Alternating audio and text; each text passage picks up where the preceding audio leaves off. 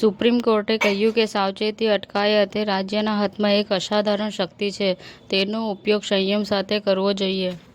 હવે કોરોના સંક્રમિતોની સંખ્યા 6,000ને વટાવી ગઈ છે. 24 કલાકમાં 6 લોકોના મોત થયા છે. કેરળમાં 24 કલાકમાં કોરોનાના 144 નવા કેસ. મહારાષ્ટ્રના મુખ્યમંત્રી દેવેન્દ્ર ફડણવીસ કહે છે કે જનતા તેમને નકારે છે. મહારાષ્ટ્રમાં હારથી રાહુલ ગાંધીને દુઃખ થયું છે.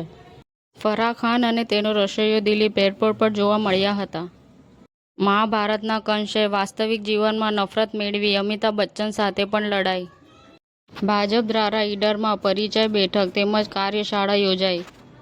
હિંમતનગર BAPS સ્વામિનારાયણ મંદિર ખાતે નોર્થ ગુજરાત ફોટોગ્રાફર એસોસિએશન દ્વારા ફોટો વિડિયો 2025નું આયોજન કરવામાં આવ્યું. વડાપ્રધાન શ્રી નરેન્દ્ર મોદીના નેતૃત્વમાં વિકાસ અને વિરાસતના પંથ પર ભારતની આગેકૂચ.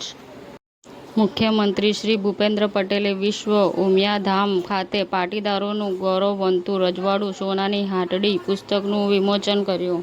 અમદાવાદના પૂર્વ વિસ્તારમાં ફરી એક વખત અસામાજિક તત્વોનો આતંક જોવા મળ્યો હતો.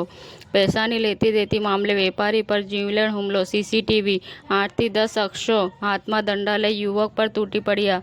હાથ પગ માથે લાકડીઓના ફટકા મારી અધમુઓ કરી નાખ્યો. સમાચાર ટુડે ન્યૂઝ ચેનલની ટીમ અને જે સત્ય છે તે જ બતાવશે. આપ જોતા રહો સમાચાર ટુડે ન્યૂઝ ચેનલ. ગુજરાતની ધરતીનું ગુજરાતીઓ માટે જ, એટલે કે સમાચાર ટુડે ન્યૂઝ. અમારી સમાચાર ટુડે ન્યૂઝ ચેનલને લાઈક કરો, શેર કરો અને સબસ્ક્રાઇબ કરો અને જોડાયા રહો સમાચાર ટુડે ન્યૂઝ ચેનલ સાથે.